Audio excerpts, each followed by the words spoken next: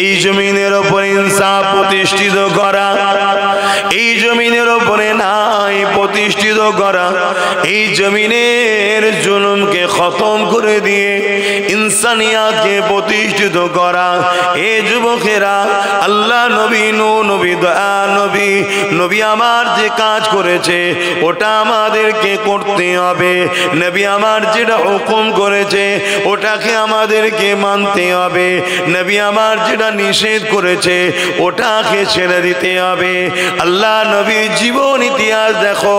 নবী আমার যখন মক্কা জমিনে আসলে মক্কার মানুষেরা নিজেদের কন্যা কোনকে জেন্ত জেন্ত পুঁতে দিত। পুরো পৃথিবীর জমিনে নারীদের উপরে অত্যাচার জুলুম হতো। আল্লাহ নবী এসে ওই নারীদের পক্ষে দাঁড়িয়ে ওই নারীদের জুলুমকে খতম করার জন্যে আল্লাহ নবী তিনি লড়াই সংগ্রাম করেছে। আল্লাহ নবী নবী দয়া নবী নবী আমার এই দুনিয়া জমিনে মানুষদের কাছে বলতে লাগলো, এ দুনিয়ার মানুষেরা তোমরা কন্যা সন্তান হলে জেন্ত জেন্ত কেন পুঁতে দিচ্ছ? তারা বলতে লাগলো নারী হলো অশুভ, নারীদের বাঁচার কোনো অধিকার নাই। আল্লাহ নবী বললেন না, নারী অশুভ নয়, নারীর পায়ের তলায় তো জান্নাত, আল জান্নাতু তাহতা আকদামুল উম্মাহাত। প্রতিটা ছেলে যে জান্নাত হলো তার মায়ের পায়ের তলায়, মা হলো নারীর জান।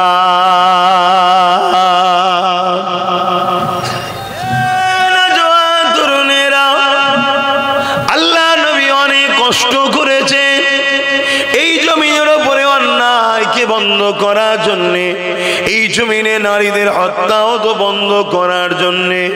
আল্লাহ নবী জমিনের উপরে বেইনসাফিকে শেষ করার জন্যে, ইনসাফ প্রতিষ্ঠিত করার জন্যে, এই জমিনের উপরে খুনকে বন্ধ করে মানবতাকে প্রতিষ্ঠিত করার জন্যে, প্রেমকে প্রতিষ্ঠিত করার জন্যে, ভালোবাসাকে প্রতিষ্ঠিত করার জন্যে, একত্ববাদ তাওহীদ আল্লাহকে দাসত্ব করার জন্যে আমার নবী পাক এই জমিনের উপরে অনেক কষ্ট করেছে।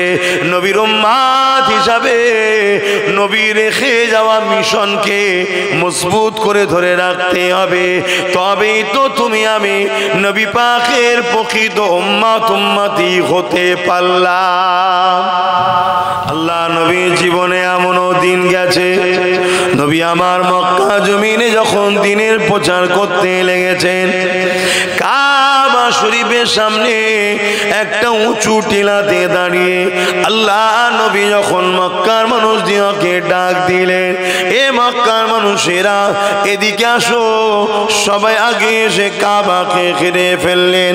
আল্লাহ নবী একটা উঁচু টিলাতে দাঁড়িয়ে গেলেন, সেই জায়গায় দাঁড়িয়ে থেকে বলতে লাগলে, এ মক্কার মানুষেরা আমি যদি তোমাদেরকে বলি, এক পাহাড়ের দিকে লক্ষ্য করে বললেন, ওই পাহাড়ের পিছনে একদম সৈন্য রয়েছে যারা তোমাদের উপরে হামলা করতে পারে তৈরি হচ্ছে। আমি রাসূলুল্লাহ আমি মুহাম্মদ যদি বলি তোমরা কি এটাকে মেনে নেবে? তারা বলল আমরা এটা মেনে নেব। আল্লাহ রাসূল তাদেরকে বলতে লাগলে, তোমরা তো এটা দেখোনি, তাহলে মানবে কেন? তোমরা তো দেখোনি পাহাড়ের ওইদিকে সৈন্য আছে না নেই, তা মানবে কেন? তারা বলছে, এ আব্দুল্লাহর বেটা মুহাম্মদ সাল্লাল্লাহু আলাইহি সাল্লাম, 40 বছর ধরে আপনাকে ছোটবেলা থেকে দেখছি, কোনোদিন কখনো আপনি মিথ্যা বলেননি, আপনি আল আমিন, চিরসত্যবাদী। জোরে বলুন সুবহানাল্লাহ। কারা বলছে? বাপেরা, নওজওয়ানেরা, তরুণেরা, আমার নবী পাকের উম্মতি গণেরা, আজ আমরা সহজে দিন ইসলামকে পেয়েছি, এই ইসলামের উপরে আমাদের গুরুত্ব অতটা নাই, অথচ জিন্দেগির মিশন হওয়া দরকার। যতদিন বাঁচবো আল্লাহ নবীর দিনের পাহারাদার হয়ে বাঁচবো, যতদিন দুনিয়াতে থাকবো আমার রাসূলুল্লাহ দিন মেনে চলবো, রাসূলের সুন্নাহ অনুযায়ী চলবো এবং রাসূলুল্লাহ রেখে যাওয়া দিনের পাহারাদার হয়ে থাকবো। এটা যদি তোমার আমার মিশন হতো তাহলে চিন্তার কোনো কারণ ছিল না। আস্তে আস্তে দুনিয়া থেকে জান চলে যেত আস্তে আস্তে, যেটা তুমি আমি বুঝতে পারতাম না, এবং পরকালও তোমার আমার কোনো চিন্তা থাকতো না। আল্লাহ পাকের দয়ার বিনিময়ে আস্তে আস্তে আল্লাহ পাকের জান্নাতি হয়ে যাব। মিশন এটাই করো। আজ আমরা এর ঘর বাঁচাবো, ওর ঘর ভাঙবো, ওর ঘর বাঁচাবো, এর ঘর ভাঙবো, এই মিশনে আমরা বেঁচে আছি। আমাদের মিশন একটাই হবে, আমিনা লালের রেখে যাওয়া কষ্টের ইসলামের পাহারাদার হয়ে থাকবো। আমরা যদি লড়তে হয় কখনো আল্লাহ রসুলের জন্য লড়বো, কাউকে যদি ভালোবাসতে হয় আল্লাহ রসুলের জন্য ভালোবাসবো, কারো থেকে যদি মুখ ফিরিয়ে নিতে হয় আল্লাহ রসুলের জন্য লড়বো। এটাই আমাদের মিশন হওয়া দরকার। তাই আমি বারবার বলি, যেখানে যে একটাই কথা বলি, আমার রাসূলুল্লাহকে মুহাব্বত করে, আমার নবী পাককে প্যার করে, যে নবী আমার আমাকে আপনাকে কতটা মুহাব্বত করে, সারা জীবনটা আমার আপনার জন্য কেঁদেছে, আজ রওজা মুবারকে কাঁদছে। সেই নবী পাকের রঙে নিজেকে রঙিন করো, সেই নবী পাকের সুন্নায় নিজেকে সাজা, সেই নবী পাকের দিনের পাহারাদার হয়ে যায়। আপনাকে দুনিয়ার লোক দেখলে যেন একটাই কথা বলে, এ মুহাম্মদ রসুলের পাগল, এ মুহাম্মদ রসুলের গোলাম। এ যুবক, এই জিন্দেগিটাই তোমার হবে কামিয়াবি। তুমি যতই বড় সেলিব্রিটির দিবানা হও না কেন, তোমার সেলিব্রিটি কিয়ামতে কাজে লাগবে না। তুমি যত বড় খেলোয়াড়ের দিবানা হও না কেন, তোমার খেলোয়াড় দুনিয়ায় তো তোমার পাশে দাঁড়ায় না, আখিরাতেও তোমার কোনো কাজে লাগবে না। দুনিয়া জমিনে যতই বড় নেতা মন্ত্রীর পাশে তুমি দাঁড়াও না কেন, দুনিয়া জমিনে সে তোমাকে তো চেনে না এবং পরকালেও সে তোমার কোনো কাজে লাগবে না। কিন্তু আমার আমিনা লালকে যদি রাস্তায় ফুটপাতে পড়ে থাকা একটা গরিব মানুষ যদি স্মরণ করে, আমার আমিনা লাল রাতে তাকে এসে দিদার দেয়। আরো জোরে বলুন সুবহান।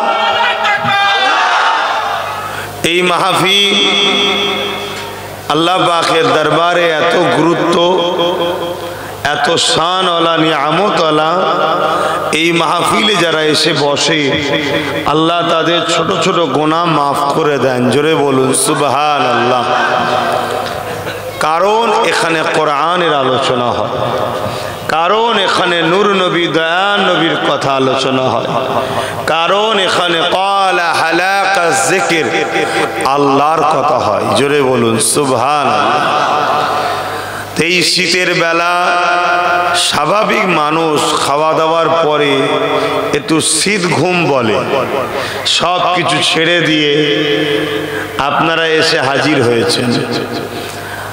আর আমিও ফুরফুরা দরবার শরীফ থেকে আপনাদের উদ্দেশ্য করে আমি আরো আগে বেরিয়েছি, এতটা রাস্তা এসেছি, এসে আপনাদের কাছে শুধু জোহরের নামাজ পড়েছি, আপনাদের খেদমতে এসে উঠেছি।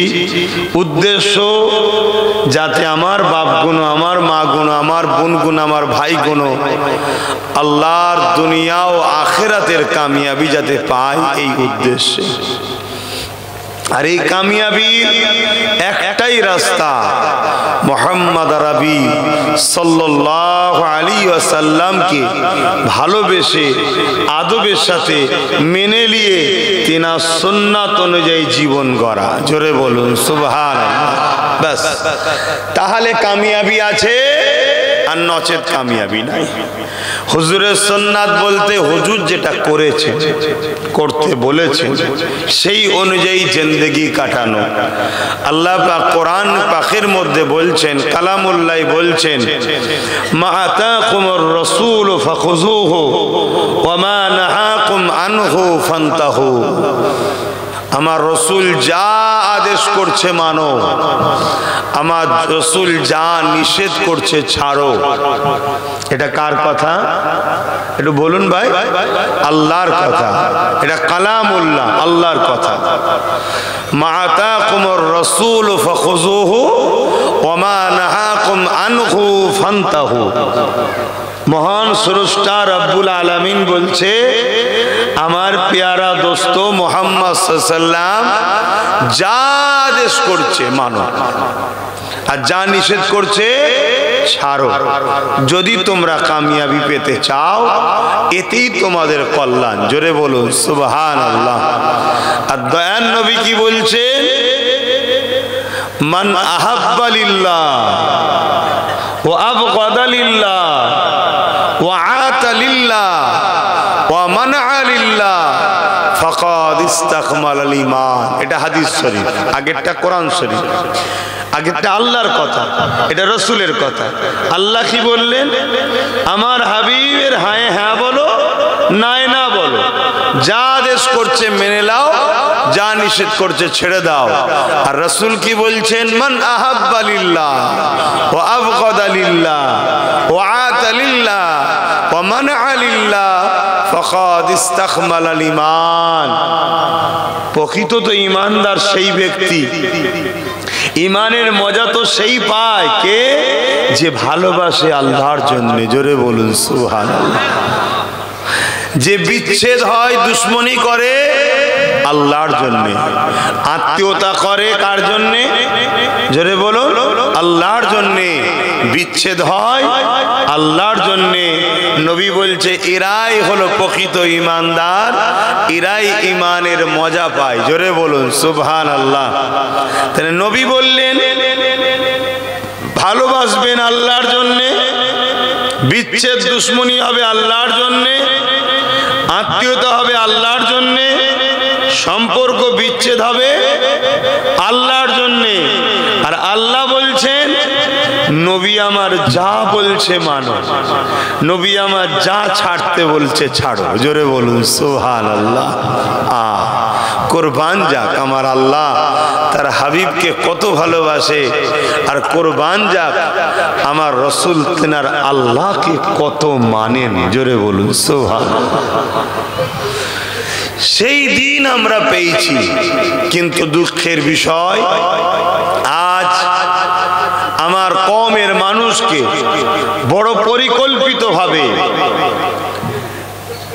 এক ইমানের দিক দিয়েও সরাচ্ছে, আবার আমার কওমকে লোভ লালসার মধ্যে জড়িয়ে ঘুম পড়িয়ে রাখারও পরিকল্পনা হচ্ছে। কেন? ইসলাম ইনসাফের নাম, ইসলাম ইনসানিয়াতের নাম, ইসলাম মানবতার নাম, ইসলাম প্রেমের নাম, ইসলাম ভাতৃত্বের নাম, ইসলাম অসহায়কে আশ্রয় দিবার নাম, ইসলাম জুলুমকে খতম করার নাম, ইসলাম দুর্নীতি মুক্ত সমাজ গড়ার নাম, ইসলাম নেশা মুক্ত সমাজ গড়ার নাম হলো ইসলাম। জোরে বলুন সুবহানাল্লাহ। ইসলাম এমন একটা সমাজের কথা বলে যে সমাজে কোনো ছোট বড় ভেদাভেদ হবে না, ফর্সা কালো গরিব বড় লোক ভেদাভেদ হবে না, মানুষ ইনসাফ নাই পাবে, এরকম একটা সমাজ গড়ার নাম হলো ইসলাম। জোরে বলুন সুবহানাল্লাহ। তাই বড় প্ল্যান করে আমাদের ঘরে ইসলাম থেকে সরাবার জন্য পরিকল্পনা করছে কারা? যারা ইসলামের দুশ্মন, যারা মানবতার দুশ্মন, যারা ইনসাফের দুশ্মন, যারা ইনসানিয়াতের দুশ্মন, যারা নারী অধিকারের দুশ্মন, যারা এতিমদের দুশ্মন, যারা বিধবাদের দুশ্মন, যারা সমাজে অসহায় গরিব মানুষদেরকে কৃতদাস দাসী বানাতে চায়, তারা হলো ইসলামের দুশমন। কেন? তারা মানুষকে ভোগ করতে চায়, গোলাম বানাতে চায়, কৃতদাস দাসী বানাতে চায়। তাই তারা দেখছে যেমন করে হোক ইসলামকে মিটাতে হবে। তারা যুগে যুগে লড়াই চালিয়েছে, তারা দেখছে ইসলাম মিটানো সম্ভব নয়। জোরে বলুন সুবহানাল্লাহ। তাই তারা এখন নতুন পরিকল্পনা করছে, কি? ইসলামের বিরুদ্ধে মিথ্যাচার করো, ইসলামের বিরুদ্ধে মিথ্যা প্রচার করো, যাতে মানুষ ইসলামকে অ্যাকসেপ্ট না করে। দ্বিতীয়, ইসলামকে যারা মানে তাদেরকে ইসলামের মূল জিনিস ঈমান, ঈমান থেকে তাদেরকে সরাও।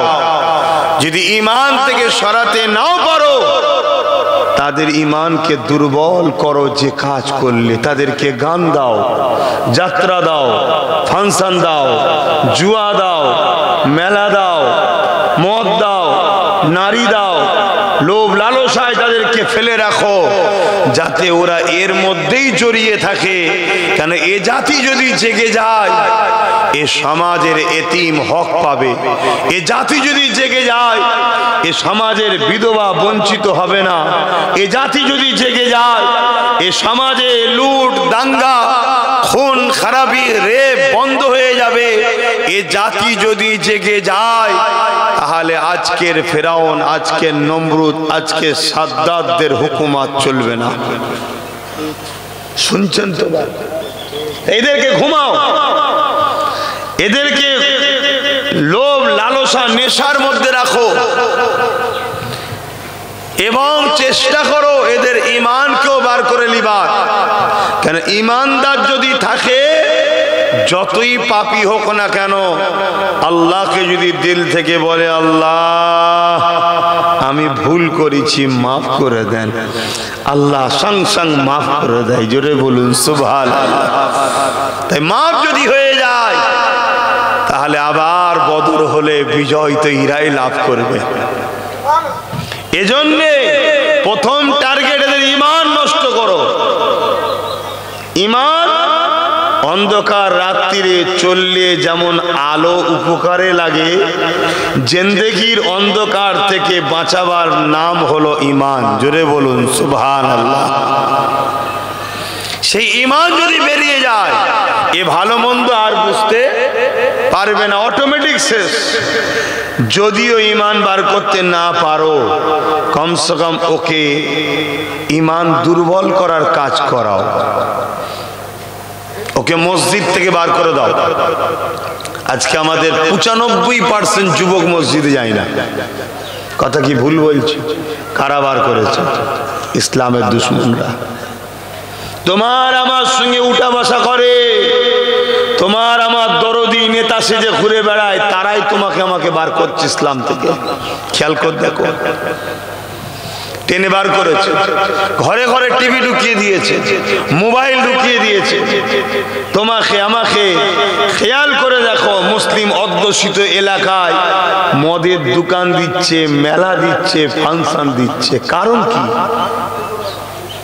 এটা কারণ একটাই, কারণ এগুলোর মধ্যে যদি মুসলমান জড়াতে পারো, তাহলে এদের উপরে আল্লাহ নারাজ হবে।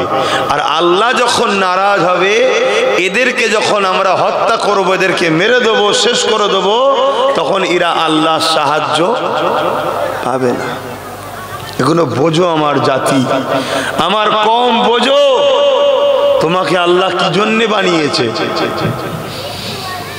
তোমাকে কেন আল্লাহ ইসলামের ঘরে পাঠালো, তোমাকে আল্লাহ উম্মতে মুহাম্মাদি করলো কেন, তোমার কাজ কি, তোমাকে জানতে হবে না? এই জমিনের উপরে ইনসাফ প্রতিষ্ঠিত করা, এই জমিনের উপরে ন্যায় প্রতিষ্ঠিত করা, এই জমিনের জমিনের জুলুমকে খতম করে দিয়ে ইনসানিয়াতকে প্রতিষ্ঠিত করা।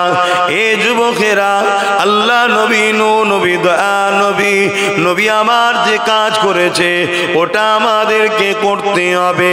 নবী আমার যেটা হুকুম করেছে ওটাকে আমাদেরকে মানতে হবে। নবী আমার যেটা নিষেধ করেছে ওটাকে ছেড়ে দিতে হবে। আল্লাহ নবীর জীবন ইতিহাস দেখো। নবী আমার যখন মক্কা জমিনে আসলে মক্কার মানুষেরা নিজেদের কন্যা কোনকে জ্যান্ত পুঁতে দিত। পুরো পৃথিবীর জমিনে নারীদের উপরে অত্যাচার জুলুম হতো। আল্লাহ নবী এসে ওই নারীদের পক্ষে দাঁড়িয়ে ওই নারীদের জুলুমকে খতম করার জন্যে আল্লাহ নবী তিনি লড়াই সংগ্রাম করেছে।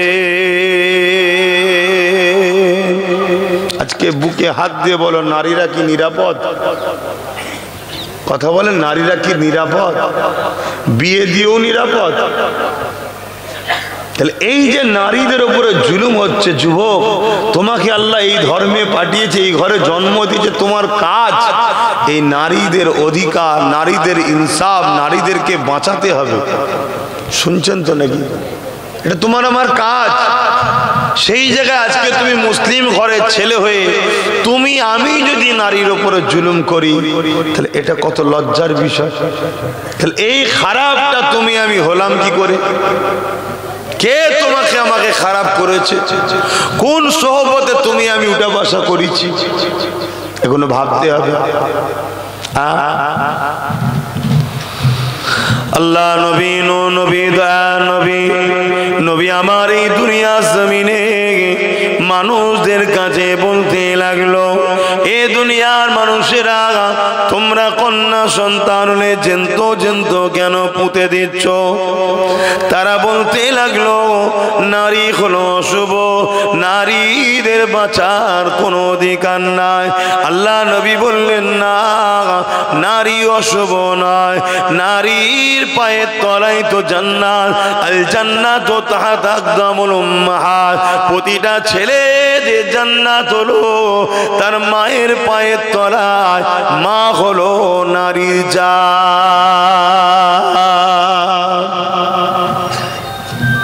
রাসূল তো এই মেসেজটাও দিয়েছে আমাদের ঘরে। আজকে সেইগুলো তো আমাদের খেয়াল রাখতে হবে।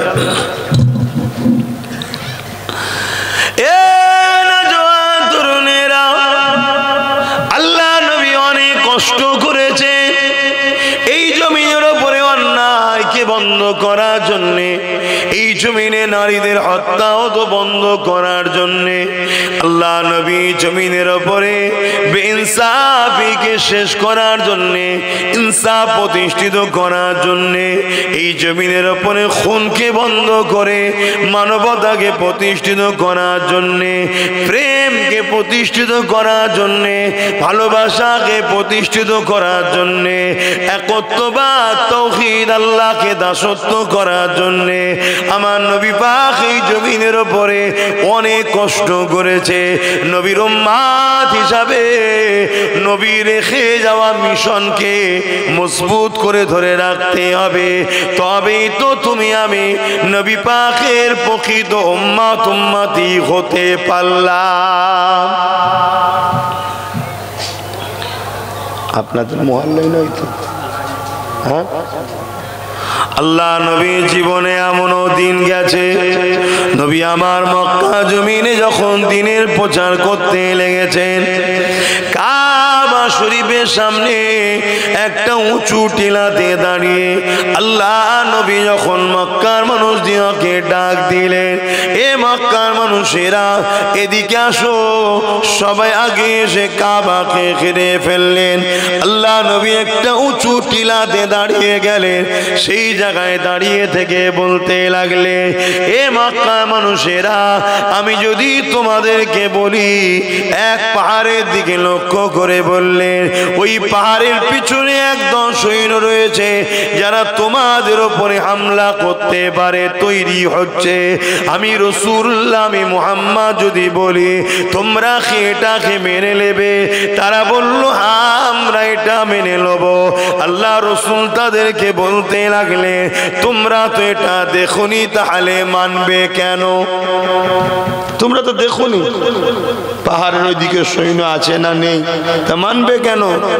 তারা বলছে এ আব্দুল্লাহর বেটা মুহাম্মদ সাল্লাল্লাহু আলাইহি সাল্লাম 40 বছর ধরে আপনাকে ছোটবেলা থেকে দেখছি, কোনোদিন কখনো আপনি মিথ্যা বলেননি, আপনি আল আমিন চিরসত্যবাদী। জোরে বলুন সুবহানাল্লাহ। কারা বলছে? আপনাদের মহল আজানটা হয়েছে।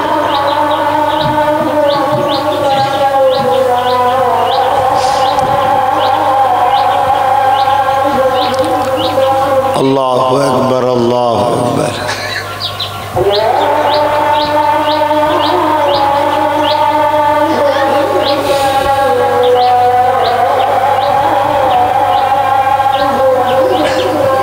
আল্লাহ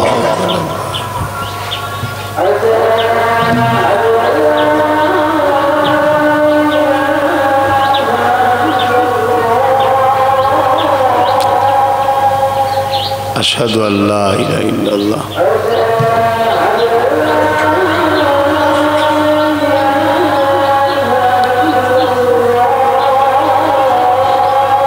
আশহাদু আল্লা ইলাহা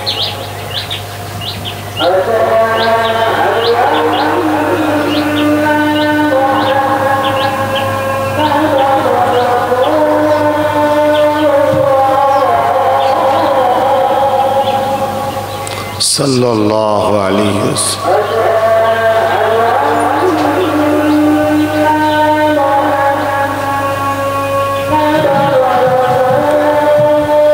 সাল্লাল্লাহু আলাইহি ওয়াসাল্লাম।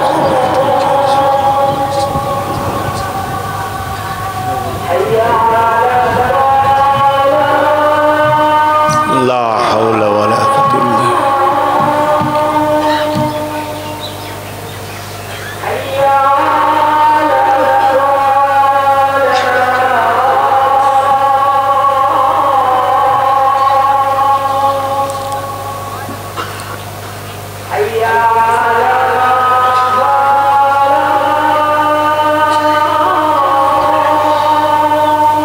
ইল্লা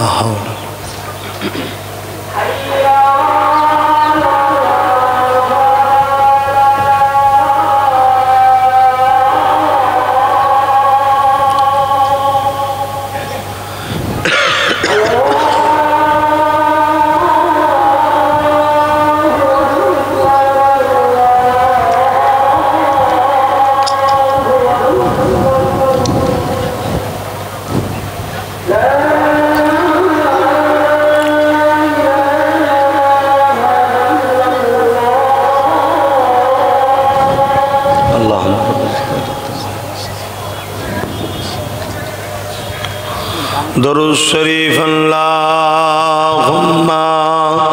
সাল্লি আলা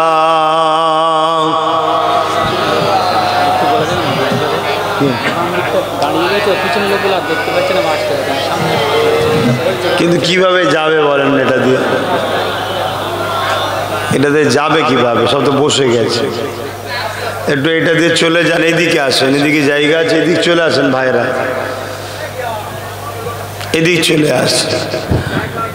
मेरी उल्फत मदीने से यूं ही नहीं, मेरे आका का रोज़ा मदीने में है। मैं मदीने की जानिब न कैसे खींचूं, मैं मदीने की जानिब न कैसे खींचो, मेरा दीन दुनिया मदीने में है। मेरी उल्फत मदीने से यूं ही नहीं, मेरे आका का रोज़ा मदीने में है। अरसे आजीम से बढ़ के जिसका बड़ी शान है, रोजाए मुस्तफा जिसकी पहचान है, रोजाए मुस्तफा जिसकी पहचान है, जिसका गम पल्ला कोई मुअल्ला नहीं, जिसका गम पल्ला कोई मुअल्ला नहीं, एक ऐसी मोहल्ला मदीने में है, मेरी उल्फत मदीने से यूं ही नहीं, मेरे आका का रोज़ा मदीने में है। अल्लाहुम्मा सल्ली अला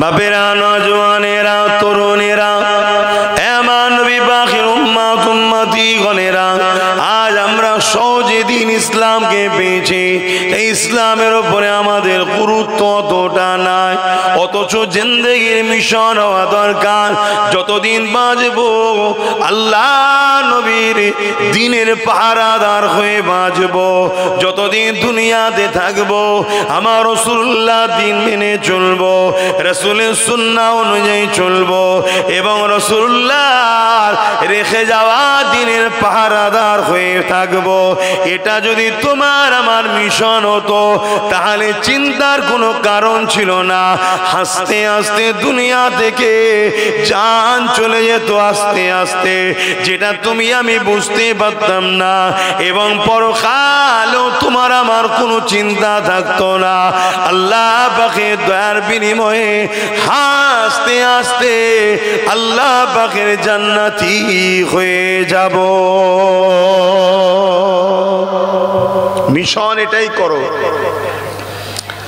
আজ আমরা এর ঘর বাঁচাবো ওর ঘর ভাঙবো ওর ঘর বাঁচাবো এর ঘর ভাঙবো এই মিশনে আমরা বেঁচে আছি আমাদের মিশন একটাই হবে আমিনা লালের রেখে যাওয়া কষ্টের ইসলামের পাহারাদার হয়ে থাকবো আমরা যদি লড়তে হয় কখনো আল্লাহ রসুলের জন্য লড়বো কাউকে যদি ভালোবাসতে হয় আল্লাহ রসুলের জন্য ভালোবাসবো কারো থেকে যদি মুখ ফিরিয়ে নিতে হয় আল্লাহ রসুলের জন্য লড়বো এটাই আমাদের মিশন হওয়া দরকার কেন এই জিন্দেগিটা আল্লাহ দিয়েছে রসুলের গোলামি করার জন্য কিন্তু আজ আমাদের মিশন কি আজকে আমাদের জিন্দেগির লাইফটা কি একটু নিজেকে প্রশ্ন করবেন যে আমি কি করছি শুধু শুনলে হবে না নিজেকে একবার প্রশ্ন করবেন কেন মৃত্যু সবার হবে এ দুনিয়া শাস্তির জায়গা নয় এটা পরীক্ষার জায়গা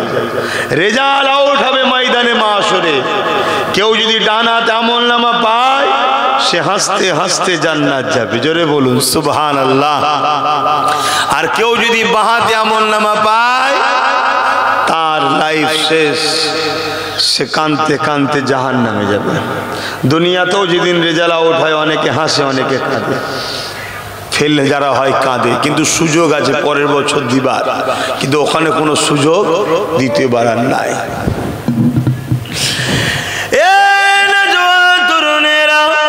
তাই আমি বারবার বলি যেখানে যে একটাই কথা বলি আমার রাসূলুল্লাহকে মুহাব্বত করে আমার নবী পাককে প্যার করে যে নবী আমার আমাকে আপনাকে কতটা মুহাব্বত করে সারা জীবনটা আমার আপনার জন্য কেঁদেছে আজ রওজা মুবারকে কাঁদছে সেই নবী পাকের রঙে নিজেকে রঙিন করো সেই নবী পাকের সুন্নায় নিজেকে সাজা সেই নবী পাকের দ্বীনের পাহারাদার হয়ে যায় আপনাকে দুনিয়ার লোক দেখলে যেন একটাই কথা বলে এ মুহাম্মদ রাসূলের পাগল এ মুহাম্মদ রাসূলের গোলাম এ যুবক এই জিন্দেগি জিন্দেগিটাই তোমার হবে কামিয়াবি। তুমি যতই বড় সেলিব্রিটির দিবানা হও না কেন, তোমার সেলিব্রিটি কিয়ামতে কাজে লাগবে না। তুমি যত বড় খেলোয়াড়ের দিবানা হও না কেন, তোমার খেলোয়াড় দুনিয়ায় তো তোমার পাশে দাঁড়ায় না, আখিরাতেও তোমার কোনো কাজে লাগবে না। দুনিয়া জমিনে যতই বড় নেতা মন্ত্রীর পাশে তুমি দাঁড়াও না কেন, দুনিয়া জমিনে সে তোমাকে তো চেনে না এবং পরকালেও সে তোমার কোনো কাজে লাগবে না।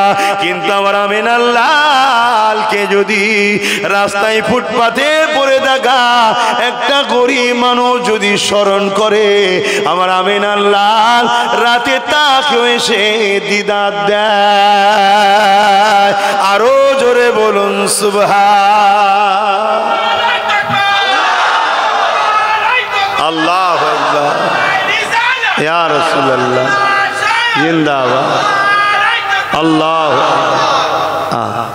যুবক, আমার নবীকে নেতা বানাও, আমার নবী ছাড়া দ্বিতীয় কেউ নেই। আর যাকে দেখবে তোমার রসুলের রাস্তায় চলছে তাকে ভাই বানাও, সাথী বানাও, দোস্ত বানাও। কথা বুঝে আসছে? তার সাথে থাকো, তাকে সহযোগিতা করো। আর যে তোমার রসুলের সাথে নেই, সে যেই হোক, যদি এক মুঠো ভাত দেয় মনে রেখে দিও এর বিনিময়ে তোমার কাছ থেকে অনেক কিছু সে বার করে নিবার জন্যই দিয়েছে। একমাত্র আপন আল্লাহ রসুল ছাড়া কেউ আমাদের নয়, এটা মনে রেখে দিও।